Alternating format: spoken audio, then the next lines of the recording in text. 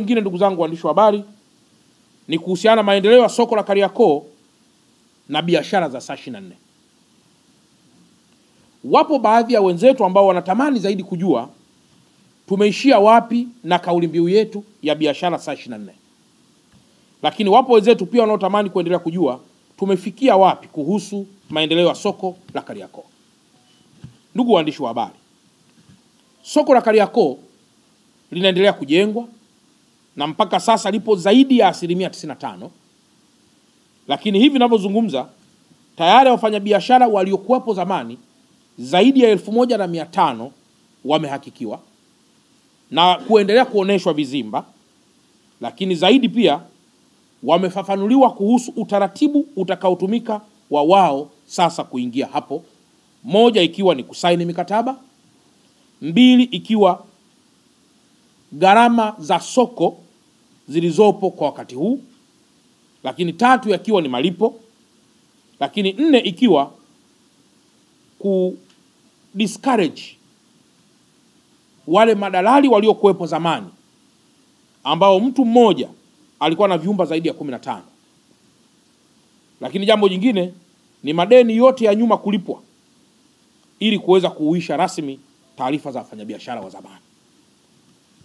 Sambamba na hilo, soko lina magodown, lina frame za maduka, lina maeneo ya parking, pamoja na maeneo ya restaurants au migahawa, maeneo ya ofisi na baadhi ya maeneo ya kutolea huduma nyinginezo kama huduma za kibenki. Maeneo yote haya very soon yatatangazwa utaratibu wake wa wengine wote kuweza kuomba katika mifumo rasmi ya kiserikali, na wale watakaoshinda watapewa nafasi ya kuwa wafanyabiashara katika soko la Kariakoo.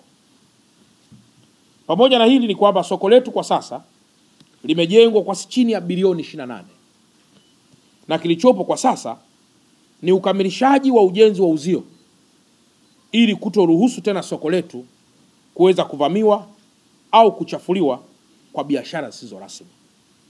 Katika hili niendelee kuwaomba kwamba kwa sababu tunategemea Mheshimiwa Waziri wetu wa TAMISEMI atatupa mwongozo kuhusu siku rasmi ya ufunguzi wa soko letu, na kwa sababu tunategemea Mheshimiwa Waziri wetu wa TAMISEMI atatupa rasmi mwongozo wa kiongozi atakayekuja kulizindua soko hilo, basi niendelee kushirikiana ama kuomba ama kuwapa rai viongozi wote wa wafanyabiashara wa biashara ndogo ndogo Kariakoo kufungua njia ili soko letu liweze kupitika, na hasa pia nyakati ambazo viongozi waandamizi watakapotaka kuliona soko hilo wasipite kwa shida. Soko lina ramani na lina barabara rasmi.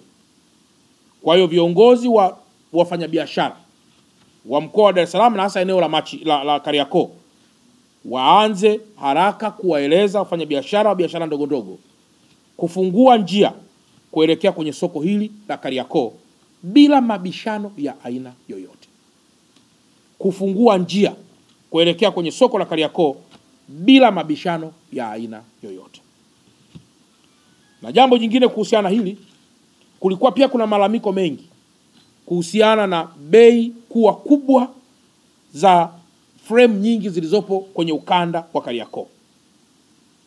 Ninayo furaha pia kuwaeleza kwamba Mheshimiwa Waziri wa Ardhi Deo Ndejembi kupitia shirika la nyumba NHC wameamua kuingia katika ubia wa majengo yake yote yaliyopo eneo la Kariakoo, ubia na private sector, ili aweze kuvunjwa na kujengwa upya kwa mkataba maalum. Na kwa mantiki hiyo ninayo hakika kwamba mwaka huu hali ya biashara katika eneo lote la Kariakoo itaendelea kuwa bora sana, kwa sababu maeneo ya kufanya biashara yameendelea kuongezwa kwa ubunifu mkubwa ulioendelea kufanywa na Wizara ya Ardhi chini ya Waziri Ndejembi na Shirika la Nyumba la Taifa, kwa kuingia ubia na wafanyabiashara au kuingia ubia na watu binafsi ili waweze kuboresha nyumba za awali na kuwa magorofa yenye frame nyingi za maduka. Sambamba na hilo, ndugu zangu waandishi wa habari, mwenendo wa biashara za saa 24 ndani ya mkoa wetu wa Dar es Salaam unaendelea. Leo mkipita katika viunga mbalimbali kuanzia Kariakoo mpaka Mwenge na baadhi ya maeneo, mtakuta kwamba biashara saa 24 zinaendelea. Na hapa Kariakoo nitumie nafasi hii kushukuru sana Gavana wa BOT aliyetupa vibali ama aliyetoa vibali kwa taasisi za kibenki, taasisi za kifedha kufanya pia kazi saa 24 kwa wale wenye uwezo huo. Niombe na nitumie nafasi hii kuwashukuru sana uongozi wa NMB Bank ambao wao wamekuwa wa kwanza kabisa benki yao kwanza cooperate kwa masaa mengi pale Kariakoo. Lakini kwa kuwapongeza huku si maana kwamba benki zingine sijazipongeza. Na wao wanaendelea kuinstall baadhi ya mifumo ili pia kuruhusu biashara saa 24 kuweza kuitika katika mnyororo unaohusiana, yani biashara, uhifadhi wa fedha, masuala ya ulinzi na masuala mengineyo ya namna hiyo. Je, hali ikoje sasa? Kama tungesema katika asilimia, tuko asilimia ngapi?